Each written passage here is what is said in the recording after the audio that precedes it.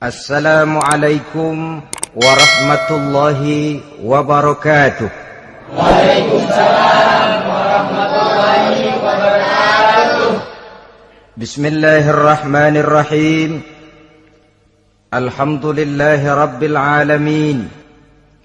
Wassalatu wassalamu ala ashrafil anbiya'i wal mursalin, Sayyidina wa maulana Muhammadin wa ala alihi wa ashabihil mujahidin at-tahirin, amma ba'du.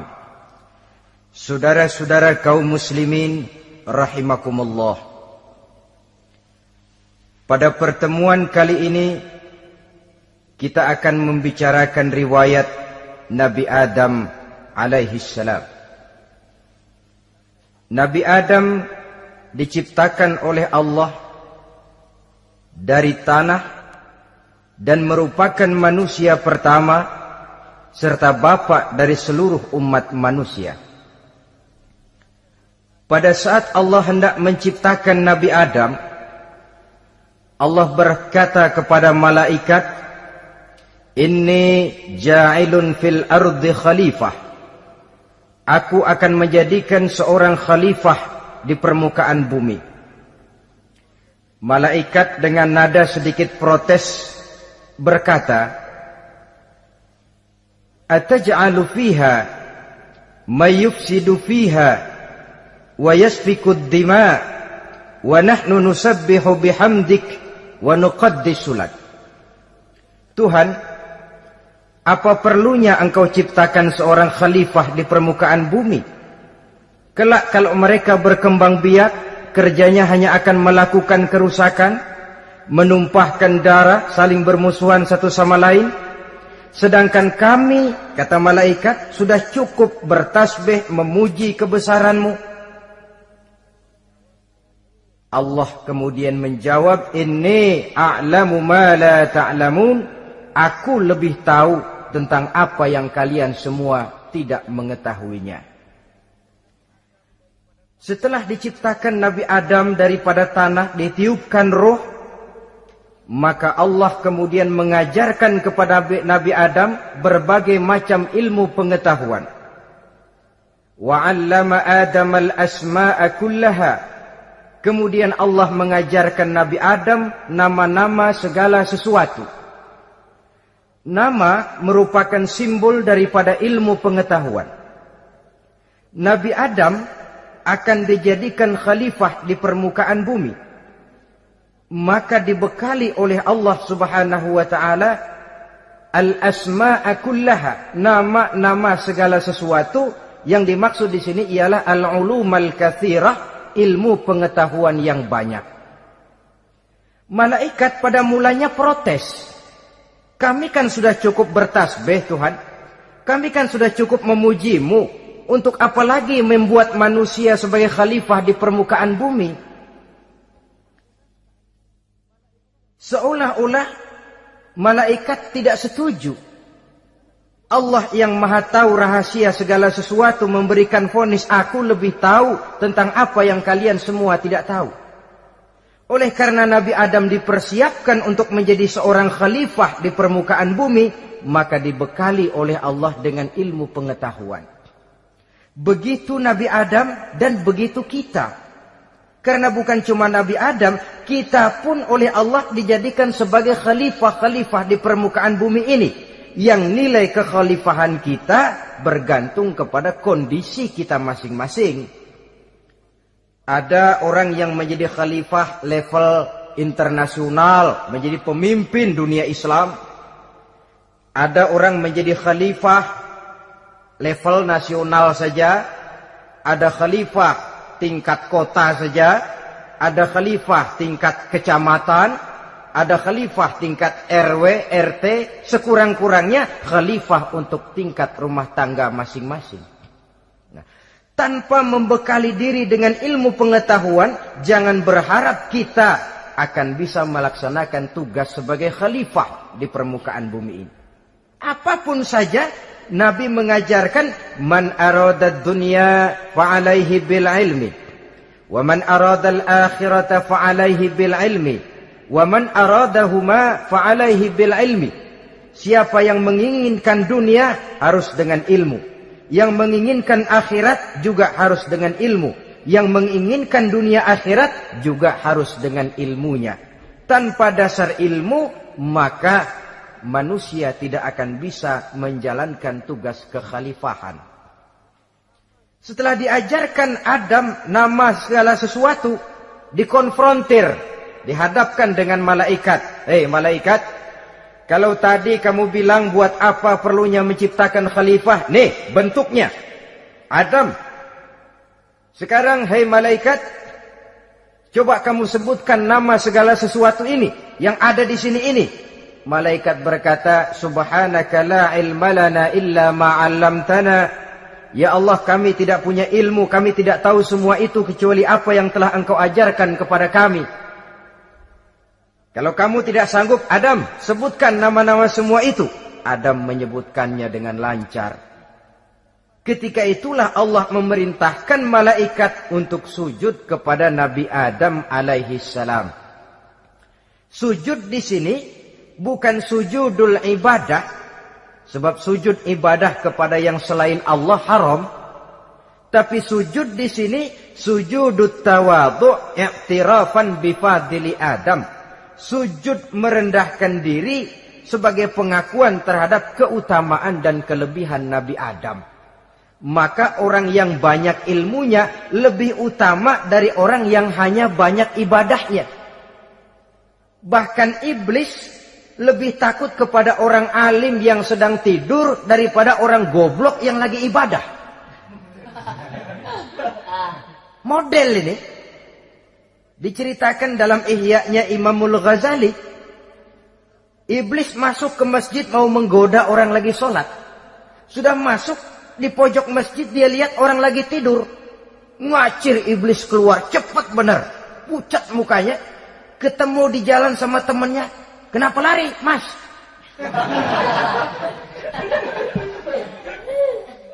Kata temannya, saya mau goda orang sholat.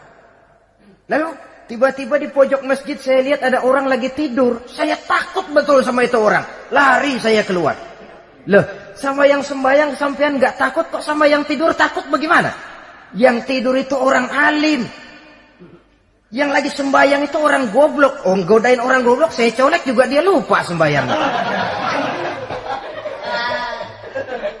Tapi orang alim ini saya takut betul. Lah kalau diukur dengan malaikat waktu itu Nabi Adam, ibadahnya lebih banyak malaikat, jelas. Sudah bertasbih, sudah bertahmid malaikat. Nabi Adam baru diciptakan. Tapi kenapa Allah perintah malaikat sujud kepada Adam? I'tirafan bifadili Adam. Keutamaan Nabi Adam. Pantas untuk diserahi tugas sebagai khalifah mengatur kehidupan di muka bumi.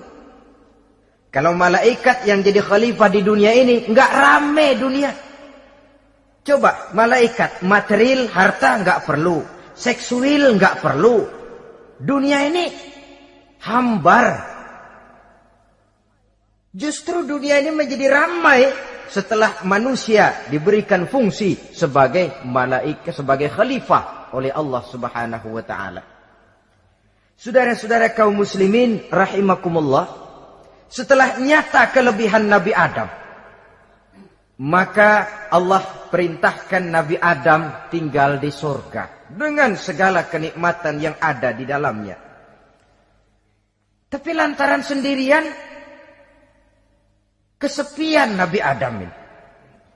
Allah Maha Tahu, maka diciptakannya pasangannya, yaitu Siti Hawa dari tulang rusuk yang sebelah kiri. Sehingga Nabi pernah pesan begini, Istausu bin nisa fa innahunna khuliqna min dhil'in. Hati-hati kamu ngadepi perempuan. Yang tolong dengar nih yang laki-laki, yang perempuan belaga budak aja dulu lah. Hati-hati kamu ngadepi perempuan. Fa innahunna khuliqna min dhil'in, karena perempuan diciptakan dari tulang rusuk sebelah kiri. Apa watak tulang rusuk? Tulang rusuk itu kan bengkok. Perempuan tuh begitu, didiemin aja bengkok terus, dikerasin patah.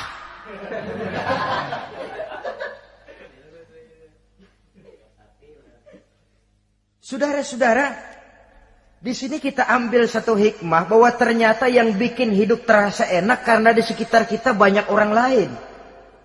Bodoh manusia kalau dia merasa bisa hidup sendirian. Tinggal di tengah kampung tapi gayanya gaya orang tidak mau kenal dan tidak mau tahu sama tetangga. Jangankan di dunia, di sorga saja Nabi Adam karena sendiri, kesepian. Apa saudara mau tinggal di Jakarta? Apa saja di Jakarta, sudahlah milik saudara. Hotel Indonesia dikasih saudara, Hotel Borobudur punya saudara, Monas buntel bawa pulang. Semanggi ambil, tapi di Jakarta saudara tinggal sendirian. Kira-kira enak nggak? Ternyata yang bikin hidup terasa nikmat karena di sekitar kita banyak orang lain. Begitulah Allah ciptakan Siti Hawa. Setelah diciptakan Siti Hawa, natur manusiawi. Nabi Adam mau main pegang aja. Kata Allah, hai Adam, jangan kau sentuh sebelum kau bayar maharnya. Maharnya apa ya Allah?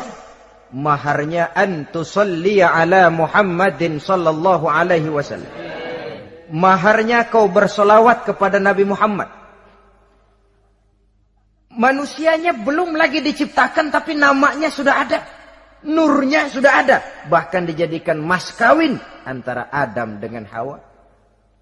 Karena itu dalam Islam sebenarnya urusan kawin itu bukan yang sulit. Maka jangan dipersulit. Tapi juga jangan digampang-gampangin.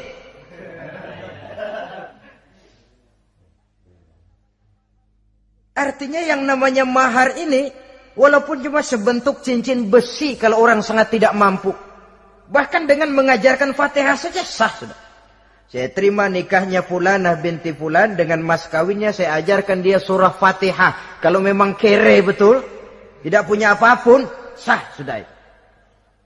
Agama ini mudah, karena itu jangan dipersulit, tapi juga jangan digampang-gampangin. Setelah itu Allah memerintahkan, ya Adam uskun anta wa zawjukal jannah. Hai Adam, kau dan istrimu tinggallah dalam surga. Wa kula minha ragadan haitsu syi'tuma. Segala makanan yang ada di dalamnya boleh kau makan.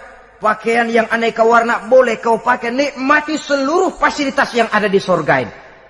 Cuma atu aja Adam. Yang lain boleh dah. Mau ngapa pakai atu aja jangan. La taqraba hadhihi syajarah. Jangan kamu dekati pohon khuldi itu. Dekat saja jangan. Apalagi sampai metik. Jangan Adam. Saudara, ma'asyiral muslimin, itulah watak manusia. Kalau ada 10 persoalan, yang 9 boleh, yang 1 tidak boleh, yang tidak boleh yang bikin dia penasaran. Gua pengen tahu ngapa kagak boleh sih. Timbul penasaran. Apalagi iblis selalu berusaha. Sebab pada waktu malaikat disuruh sujud, semuanya sujud kepada Adam. Iblis tidak mau sujud. Tuhan tegur. Iblis, kenapa kamu tidak mau sujud? Mana mungkin Tuhan. Saya kan dibikin dari api, kata iblis. Adam dari tanah. Unsur api lebih mulia dari unsur tanah. Masa saya harus tunduk kepada Nabi Adam? Gengsi dong. Adam kan anak kemarin sore, baru dibikin. Masa saya harus tunduk kepada orang yang macam itu? Ini kan perintah aku, iblis. Kalau kau tidak mau tunduk, keluar dari sorga ini. Terusir iblis dari sorga karena kesombongannya tidak mau sujud kepada Adam. Nah, logika, kalau udah di sorga aja sombong diusir, apalagi yang masih tinggal di pinggir kali sombong.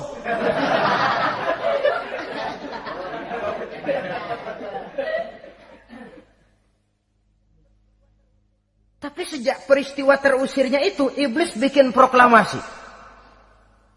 Apa proklamasi iblis? Rabbi fanzirni ila yaumi yub'asun. Ya Allah, gara-gara Adam saya diusir dari surga. Saya minta kepadamu ya Allah, beri saya kesempatan sampai hari manusia dibangkitkan. Kata Tuhan, innaka minal munzarin. Oke, silakan. Mau apa iblis? Rabbi bima aghwaytani la uzayyinanna lahum fil ardi wa la ughwiyannahum ajma'in. Ya Tuhan, disebabkan engkau telah menyesatkan aku, akan aku hiasi mereka manusia dengan kejahatan yang ada di muka bumi ini, dan aku akan sesatkan mereka semua. Ini proklamasi iblis. Gara-gara Adam saya terusir dari surga, maka sejak saat ini Adam dan seluruh keturunannya musuh bebuyutan saya. Akan saya lakukan segala macam cara untuk menggelincirkan manusia agar mereka menjadi orang yang engkau murkai ya Allah. Kemudian Allah memberikan jawaban. Dialog ini saudara bisa lihat dalam surah Al-Hijr ayat 40, 41 sampai 44. Kata Allah apa? Inna ibadi laisa laka alaihim sultanun illa man ittaba'aka minal ghawin. Silahkan iblis. Yang lain barangkali bisa kau goda. Kecuali hamba-hambaku yang benar-benar hambaku, engkau tidak akan punya daya tipu mereka. Engkau tidak akan punya kemampuan menggelincirkan mereka. Kecuali kalau memang mereka sudah mau ikut pengaruhmu. Sepanjang mereka benar-benar menjadi hambaku, kata Allah. Hamba Allah yang sebenarnya, mereka di luar kekuasaanmu iblis. Tapi kalau mereka sudah turun menjadi hamba harta, hamba dunia, hamba pangkat, budak jabatan, mereka itu yang bisa kau gelincirkan. Selama mereka masih tetap sebagai hambaku, kata Allah, mereka di luar jangkauan kekuatan dan kekuasaanmu iblis. Nah, sejak saat itu kan iblis selalu nyari jalan, nyari lantaran bagaimana Adam nih supaya dia tergelincir. Gara-gara dia saya diusir dari surga. Nguping terus iblis. Sampai akhirnya dia dapat berita tentang dilarangnya Nabi Adam mendekati pohon khuldi itu. Satu hari dengan muka sedih. Ya, iblis itu the best actor. Aktor ulung dia. Dengan roman muka sedih. Dia datang kepada Nabi Adam dan Siti Hawa. Kata Nabi Adam, iblis, ente kok tampangnya demek amat sih?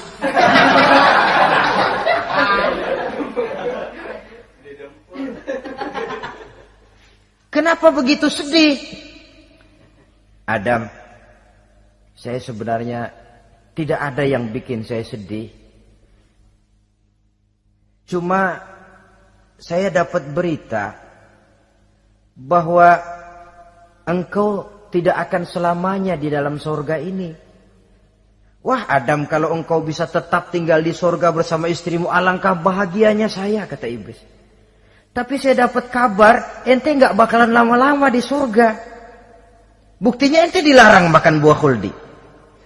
Khuldun artinya kekal. Kalau kau makan buah itu, kau akan kekal di surga Adam. Tuhan gak pengen, makanya dilarang.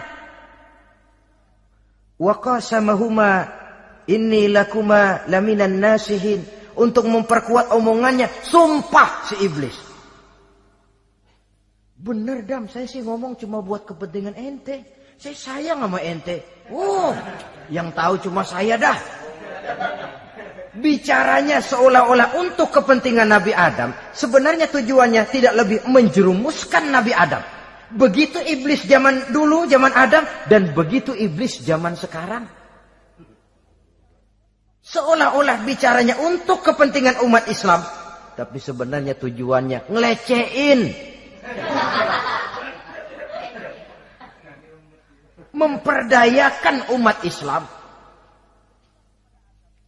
Dia bilang kepada Adam, saya sih cuma ngasih saran Adam, kalau ente pengen selamanya di surga, petik aja tuh buah. Pokoknya beres dah. Itu si Tuhan ngelarang, ya bohongin doang lo. Supaya engkau dan istrimu tidak lama-lama di surga, maka dilarangnya kau memakan buah khuldi itu. Udah, embat saja. Saudara-saudara, tipu daya iblis ini bisa kita baca dalam surah Al-A'raf ayat 20 sampai ayat 22. Nabi Adam tergoda, ditambah oleh bujuk rayu Siti Hawa. Nabi Adam yang setengah hati itu akhirnya terpancing betul. Sebab itu perempuan, walaupun peranannya tidak begitu kelihatan, tapi memang sangat menentukan. Tidak ada seorang suami bisa sukses jadi apapun dia tanpa peran serta istrinya. Karena itu sebagai muslim, kita punya teman hidup dan kita punya lawan hidup. Siapa teman hidup kita? Dalam arti sempit, teman hidup kita istri. Kalau dia istri tentu suami yang taat kepada Allah dan Rasulnya. Dalam arti luas, teman hidup kita ialah setiap muslim. Setiap orang yang pandangan hidupnya sama dengan kita. Itu teman hidup.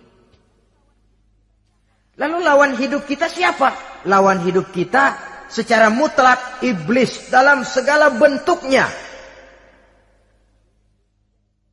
Iblis yang berbentuk halus, ini ngusirnya rada lebih gampang. Konon ya, iblis setan itu kalau dengar orang azan kan lari. Takut dia, dibacakan bismillah, minggir. Yang sulit diusir ini iblis yang berbentuk manusia. Diazanin nyengir.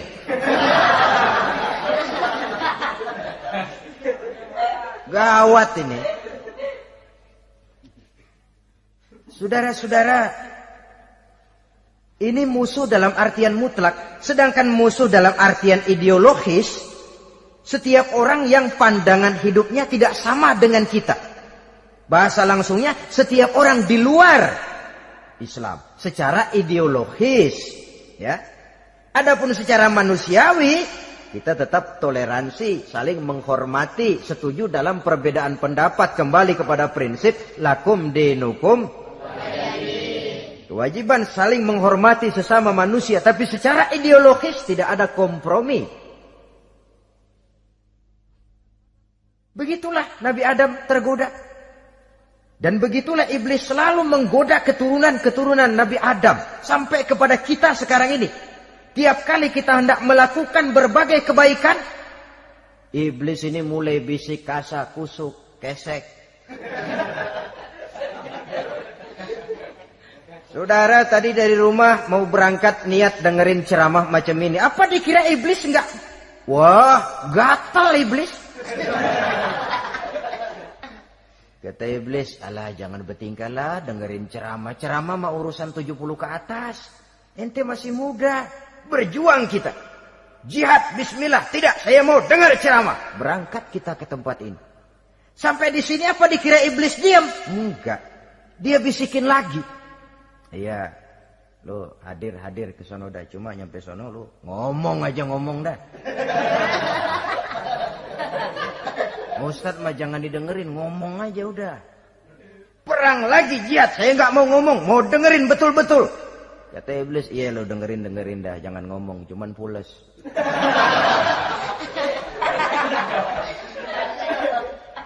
Segala macam cara dilakukan oleh iblis untuk menggelincirkan manusia. Ketika Nabi Adam mengambil buah khuldi itu, datanglah murka Allah. Adam, seolah-olah kalau bahasa kita, kelewatan kamu Adam. Dari belum ada aku ciptakan kau. Barangkali kau merasa kesepian, aku ciptakan Hawa. Aku tinggikan derajatmu dari malaikat sampai malaikat sujud kepadamu. Aku perintahkan kau tinggal di sorga dengan seluruh fasilitas yang ada di dalamnya. Cuma satu yang aku minta, jangan dekati pohon khuldi, engkau tidak sanggup Adam. Keluar dari sorga ini. Terusir Nabi Adam dan Siti Hawa dari sorga. Turun ke dunia ini. Turun terpisah lagi. Ya Allah. Orang itu kalau biasa susah, ketemu susah sih emang lalab namanya. makanannya, tapi biasa seneng ketemu susah. Ini yang kalau tidak kuat mental. Tengoklah zaman sekarang kan nih, kalau tuan-tuan rajin baca pos kota, kayaknya nyawa murah bener. Pasal duit 100, nyawa hilang. Pasal diputusin pacar, begon ditenggak. Gantung diri pakai tali plastik. Murah betul kelihatannya jiwa itu. Sehingga pantas kalau Nabi pernah katakan irhamu salasatan minan nas, sayangilah 3 macam manusia. Pertama, azizan zalla, orang mulia yang jatuh hina. Pejabat tinggi kalau pensiun kesian bener. Ya Allah. Udah nggak ada yang ngasih hormat, tanda tangan nggak laku. Azizan zalla, orang mulia yang jatuh hina. Yang kedua, ghaniyan qad iftaqara, orang kaya jatuh miskin. Dari hidup serba ada jatuh melarat. Yang ketiga, faqihan yal'abu bihil juhal, ahli fikih ngerti hukum tapi dipermainkan oleh orang-orang bodoh yang kebetulan punya kekuasaan. Kalau keluar fatwa sesuai dengan pesan sponsor, yang halal bisa jadi haram, yang haram dibikin remeng-remeng. Ahli fikih dipermainkan oleh orang bodoh. Kasihan betul. Terpisah Adam dengan Hawa ini. Adapun Nabi Adam turun menyesal dengan seluruh kesalahannya. Sujud, taubat, menangis. Menurut riwayat 300 tahun beliau sujud. Seraya membaca Rabbana zalamna anfusana wa illam taghfir lana wa tarhamna lanakunanna minal khasirin. Ini doanya Nabi Adam. Ya Allah, kami telah zalim kepada diri kami sendiri. Andai kata engkau tidak kasihan, tidak memberikan ampun kepada dosa yang kami lakukan, sungguh kami termasuk ke dalam golongan orang-orang yang rugi. Ini yang dibaca Nabi Adam dalam taubatnya. Di akhir taubatnya, Nabi Adam munajat kepada Allah, ya Allah, dengan kebesaran Muhammad ampunilah dosa saya. Allah tegur, kaifa araftahu ya Adam walam akhluqhu. Dari mana kau bisa tahu nama Muhammad Adam padahal aku ciptakan saja belum manusianya. Kata Nabi Adam, pertama, ketika engkau ciptakan saya, engkau tiupkan ruh ke dalam jasad saya, terbuka mata saya memandang ke bawah arasmu. Di sana nampak dengan jelas tertulis di kaki arasmu, la ilaha illallah Muhammadur Rasulullah. Taulah saya bahwa Muhammad ini orang yang paling dekat dengan engkau ya Allah. Sampai namanya bergandengan dengan namamu di kaki arasmu. Yang kedua, ketika saya hendak menyentuh Hawa, kau juga yang mengatakan jangan kau bayar maharnya sebelum kau bersolawat kepada beliau. Saudara hadirin yang saya hormati, Nabi Adam diterima taubatnya oleh Allah. Kemudian dipertemukan kembali dengan Siti Hawa setelah sekian lama berpisah. Pertemuan itu terjadi di satu dataran luas, di satu padang yang luas, yang sampai sekarang dinamakan dengan Padang Arafat. Tempat para ibadah haji melakukan wukuf, yaitu puncak pelaksanaan ibadah haji. Dan pertemuan itu sendiri terjadi di atas sebuah bukit kecil yang diabadikan dengan nama Jabal Rahmah di kawasan Arafat itu. Di atas Jabal Rahmah itu ada satu monumen kecil untuk mengabadikan pertemuan Nabi Adam dengan Siti Hawa. Lalu tinggallah keduanya di permukaan bumi ini. Oleh Allah diberikan karunia keturunan yang banyak. Dan tiap kali lahir kembar. Kembarnya laki perempuan, laki perempuan, laki perempuan. Dari sinilah berkembang biak manusia. Di mana di zaman Nabi Adam perkawinannya silang. Karena tentu tidak ada manusia lain. Perkawinan silang itu artinya Kalau si A dan B, A ini laki, B perempuan, kemudian lahir kembar kedua antara C dengan D, maka begitulah yang A dikawinkan dengan D, yang C dikawinkan dengan B. Perkawinan silang.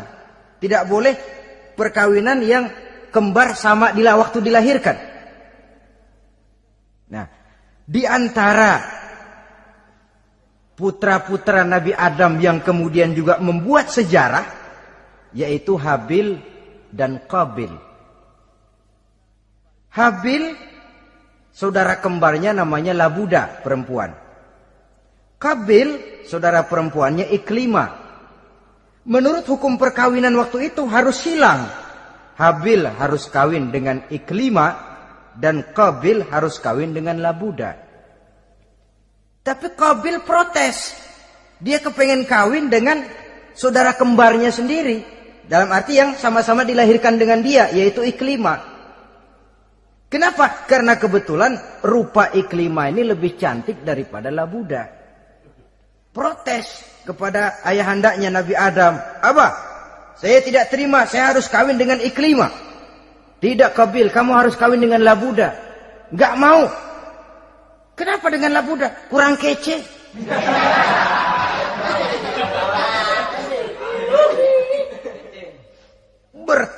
Bertengkar, Nabi Adam tidak berhasil menyelesaikan.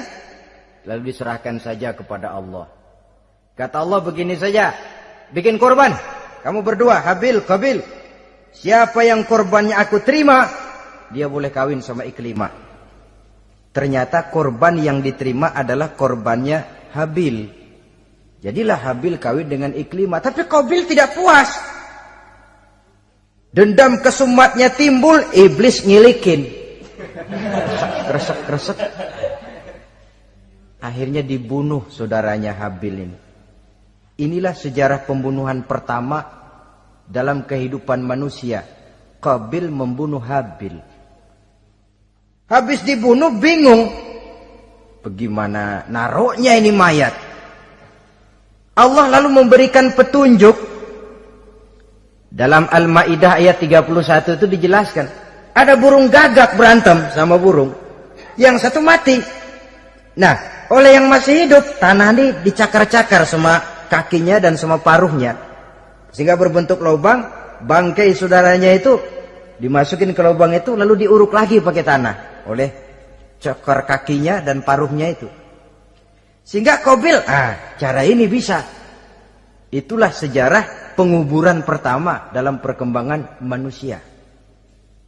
Oleh karena itu, Nabi memberikan penjelasan, man sanna sunnatan hasanatan falahu ajruha wa ajru man amila biha wa fi riwayatin wa ajru man tabi'aha.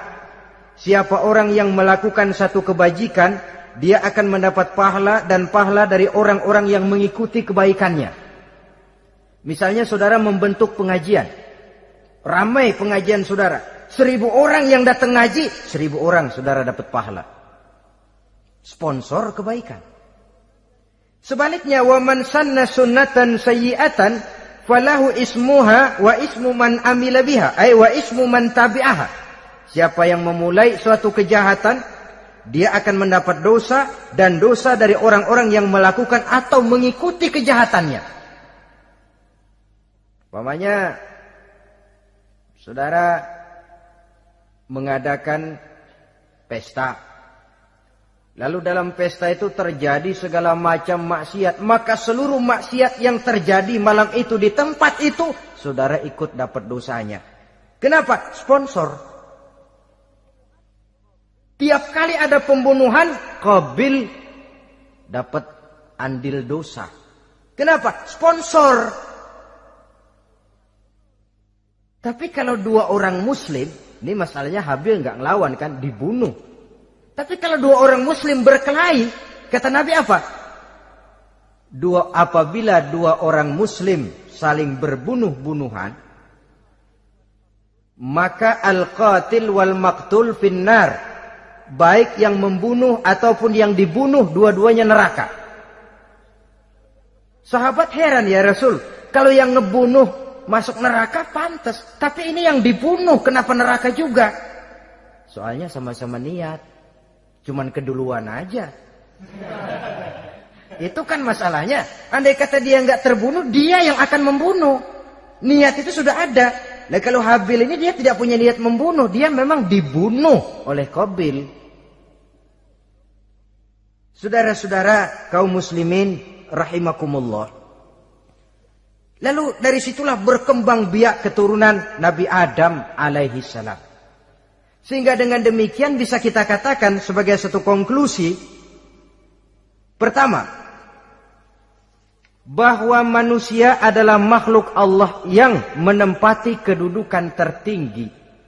Dan berasal dari Nabi Adam sebagai manusia pertama. Dengan malaikat sekalipun, manusia sebenarnya lebih tinggi. Kapan? Kalau dia tetap benar-benar sebagai hamba Allah. Yang membekali diri dengan ilmu pengetahuan. Laqad khalaqnal insana fi ahsani takwim. Kami ciptakan manusia dalam bentuk yang paling baik. Dan ketinggian manusia itu tidak ditentukan oleh bahan-bahan dari mana manusia diciptakan. Tapi ditentukan oleh adanya roh yang ditiupkan ke dalam jasadnya. Dan kemampuan yang ditimbulkan oleh nilai-nilai rohaniah tadi. Kalau secara biologis kita ini semua bahannya sama. Dari saripati mak tanah yang menghasilkan buah yang dimakan oleh mak bapak kita. Membentuk hormon, menghasilkan sperma. Terjadi kerjasama yang baik antara ibu dan bapak. Sehingga kemudian melahirkan kita ke alam dunia ini. Secara biologis bahan kita sama. Dan tidak itu yang menentukan ketinggian manusia. Walaupun keturunan juga mempengaruhi. Sebab sekarang ada istilah ramai orang bicara bayi tabung. Dan majelis ulama sudah memberikan fatwa kalau spermanya itu berasal dari sang bapak, tidak jadi masalah. Tapi kalau dari orang lain, haram. Yang lebih celaka lagi di negara maju, tidak lewat proses alam rahim.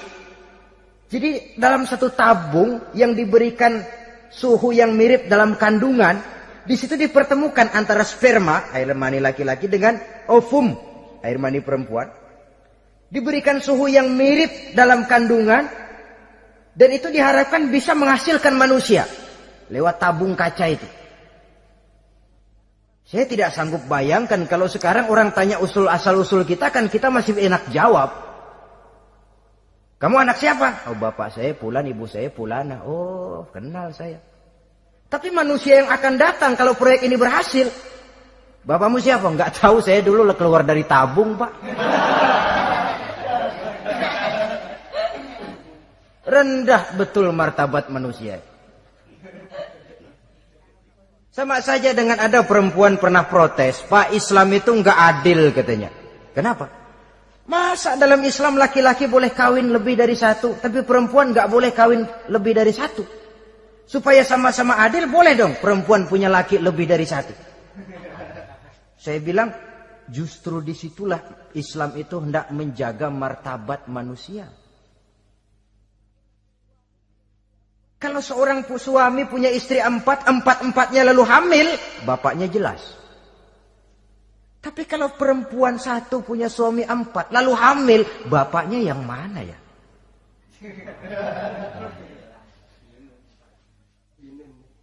Rendah martabat manusia. Ketika si bayi lahir, ibunya lihat, ini jidatnya kayak si A ini. Sudah ini anakmu saja nih, jidatnya jidat kamu. Kata antar dulu jidat saya, tapi kuping B ini nggak mau saya. Terkatung-katung si anak tanpa tahu kemana dia mesti manggil bapak. Ibu daftarin anak ke sekolah, Pak Guru tanya lagi, ini bin siapa bu? Bingung lah, udah tulis bu, bin rame-rame.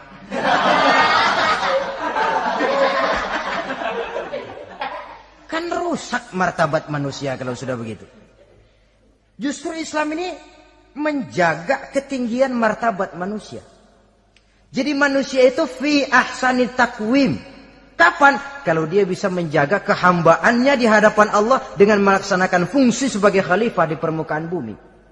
Tapi bila dia sudah tidak lagi menjadi hamba Allah, tidak lagi berfungsi sebagai khalifah, dia sudah masuk summa radadnahu asfala safilin. Kami kembalikan ke tempat yang paling rendah, lebih rendah dari binatang sekalipun. Kalau dia tetap menjaga posisinya lebih tinggi dari malaikat, malaikat saja sujud kepada Nabi Adam, apalagi kepada makhluk-makhluk yang lain manusia ini.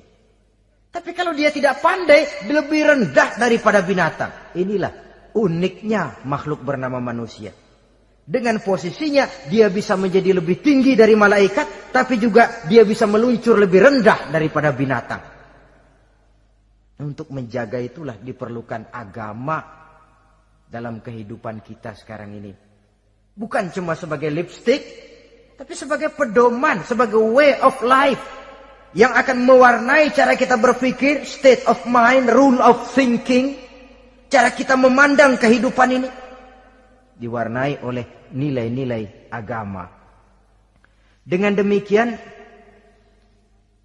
maka manusia bukan keturunan kera.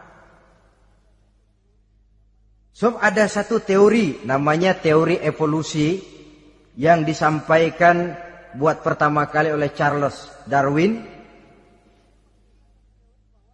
Dia mengemukakan teori bahwa perkembangan kehidupan sesungguhnya di dunia ini menunjukkan mata rantai yang utama melalui apa yang dia namakan seleksi alamiah.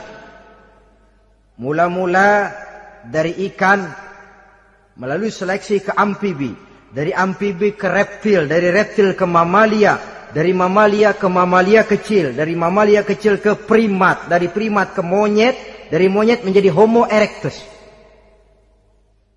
Ini teori Darwin. Tapi dia tidak jelas-jelas mengatakan bahwa manusia keturunan monyet, hanya seketurunan. Seketurunan kan tidak berarti keturunan. Begini saja. Toyota Kijang sama Toyota Corolla itu seketurunan. Tapi Corolla dengan Kijang kan lain. Cuma seketurunan. Dalam arti sumbernya sama. Makhluk yang tidak tahan seleksi alam, oleh udara yang sangat dingin, perkembangan cuaca yang sangat panas, gempa bumi dan sebagainya, seleksi alam dia namakan, hilang, musnah dari peredaran. Seperti ada binatang raksasa itu dinosaurus, sekarang kan cuma tinggal dongeng saja, tinggal nama atau kerangka. Itu oleh seleksi alam dia nggak lulus, hilang. Yang bertahan, yang lulus seleksi alam. Manusia walaupun kecil yang lulus seleksi alam ini. Biar dihantam gempa bumi, angin topan, tetap aja ngejedok. Nah, teori Darwin ini, teori evolusi ini didukung dan dibuktikan oleh peninggalan fosil atau binatang dan tumbuhan yang hidup dan mati selama perkembangannya. Dari bentuk organik pertama hingga pendahulu terdekat daripada manusia. Tapi ada satu kelemahan dari pokok daripada teori evolusi ini. Pertama, garis perkembangan dari Homo erectus, yakni manusia jalan tegak, semacam gorila gitu, sampai kepada manusia mutaakhir masih belum menentu. Artinya, okelah, kalau manusia seketurunan dengan kera, batas antara manusia yang wujud sekarang dengan manusia purba itu apa? Yang menjadi penghubung. Monyet tidak mungkin. Ini dianggap mata rantai yang hilang, missing link namanya dalam istilah ilmiahnya. Dan ini masih dicari sampai sekarang. Kalau pendahulu terdekat manusia mutaakhir ini manusia purba, katakan Homo erectus, manusia jalan tegak. Lalu generasi sudah itu sebelum berbentuk manusia apa? Ternyata sampai sekarang masih ada missing link, mata rantai yang hilang. Lalu yang kedua, teori evolusi berhenti kepada manusia mutaakhir. Kalau memang kita manusia sekarang ini hasil evolusi, tentu kita akan terus berevolusi lagi. Dan akan jadi apa kita nanti? Ternyata sudah ribuan tahun manusia tetap manusia begini-begini aja. Tidak berevolusi kita ini. Apa lalu matanya jadi cuma satu di tengah? Hasil evolusi? Kan tidak. Tidak berevolusi. Jadi kembali kepada Quran, manusia pertama adalah Nabi Adam. Dan manusia-manusia berikutnya keturunan daripada Nabi Adam. Dan bukan hasil evolusi daripada monyet. Juga tidak akan berevolusi kemana-mana. Kalau demikian benarkah teori evolusi? Untuk mengatakan mutlak benar, bukan wewenang kita. Untuk mengatakan salah total, juga kebenaran ilmu adalah relatif sebagai relatifnya daya pikir manusia.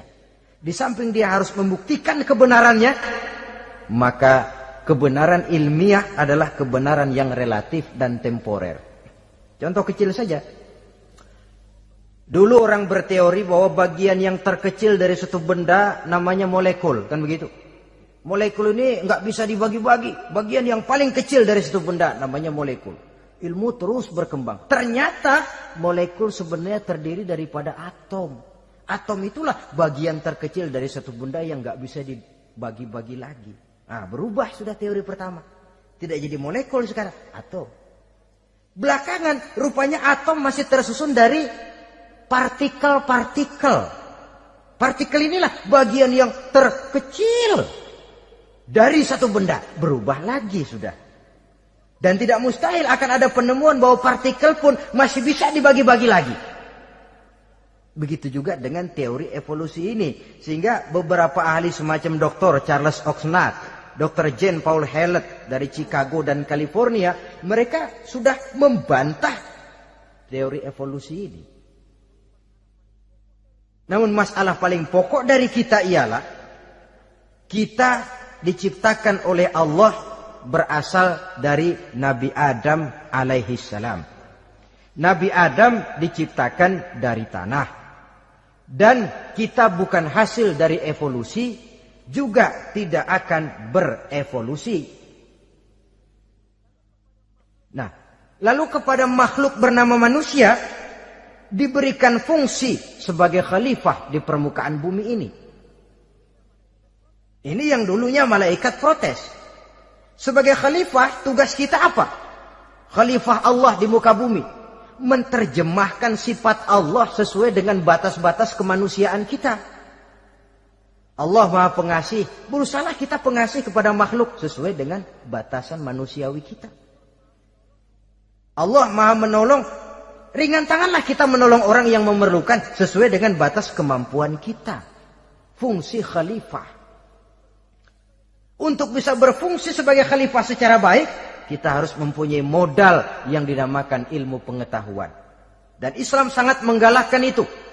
Jauh dulu 14 abad yang lalu, dari desa kecil yang bernama Mekah yang peta belum muat, orang di dunia belum kenal, sudah keluar seruan utlubil ilma walau bisin, tuntutlah ilmu walaupun di negeri Cina.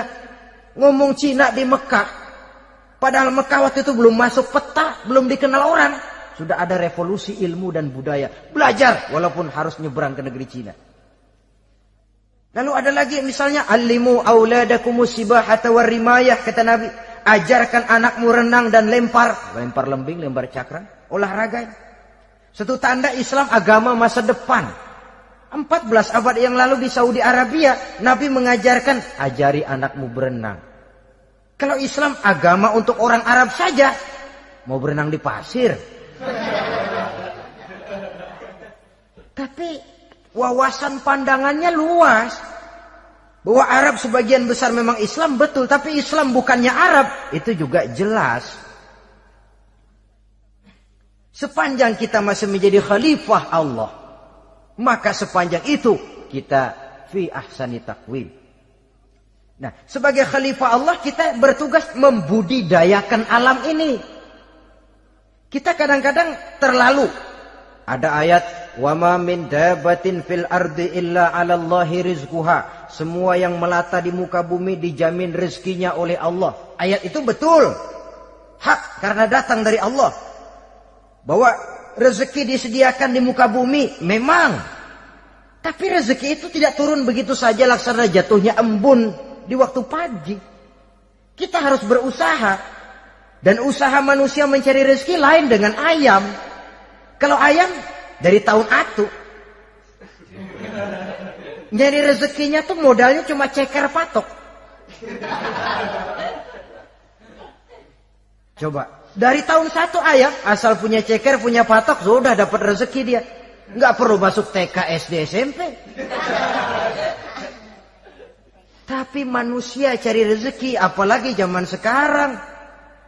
Persaingan hidup tajam, lapangan kerja sulit, tensi ekonomi tinggi. Masuk sekolah urusan, tamat sekolah urusan.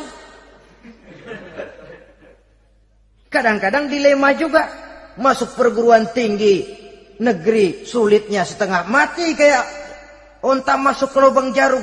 Masuk perguruan tinggi swasta yang favorit biayanya selangit.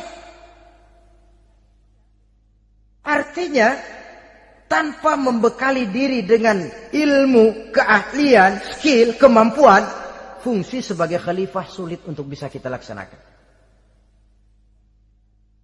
Saudara-saudara kaum muslimin yang berbahagia. Kalau fungsi khalifah ini mampu kita laksanakan, iblis putus asa sudah. Sebagai khalifah di satu pihak kita menyembah hanya kepada Allah, di lain pihak kita membudidayakan alam ini. Ada apa sih di perut bumi? Minyak, gas, timah, emas. Ada apa sih di lautan? Pelajari lewat oceanografi, membudidayakan alam. Air sungai supaya arusnya nggak mengalir mubazir. Ada manfaatnya, bisa menimbulkan energi yang menghasilkan tenaga listrik. Bisa mengairi persawahan, irigasi. Bikin apa? Bikin dam, membudidayakan alam. Tapi juga mengislamkan budidaya itu. Bahasanya mengkulturkan natur, mengislamkan kultur. Membudidayakan alam dan mengislamkan budi dan budaya manusia ini. Sehingga apapun yang kita kelola dari alam ini nantinya akan untuk menunjang tugas sebagai khalifah, sujud kepada Qadhi Rabbul Jalil. Saudara-saudara, maka bersyukur kita oleh Allah dijadikan manusia. Tidak pesan, terima beres, cantik. Dari segi biologis maupun psikologis, tidak ada makhluk secantik manusia. Dibekali dengan agama di samping akal. Sehingga agama membimbing akal agar sampai kepada kebenaran yang hakiki. Kita sebagai keturunan Nabi Adam memegang fungsi khalifah. Jadi jangan main-main loh. Kita ini turunan Nabi, betul ini. Saudara-saudara yang hadir semua di depan saya ini, termasuk saya, kita gini, turunan Nabi kita ini. Nabi Adam. Jangan main-main loh. Turunan Nabi gini-gini. Nabi Adam.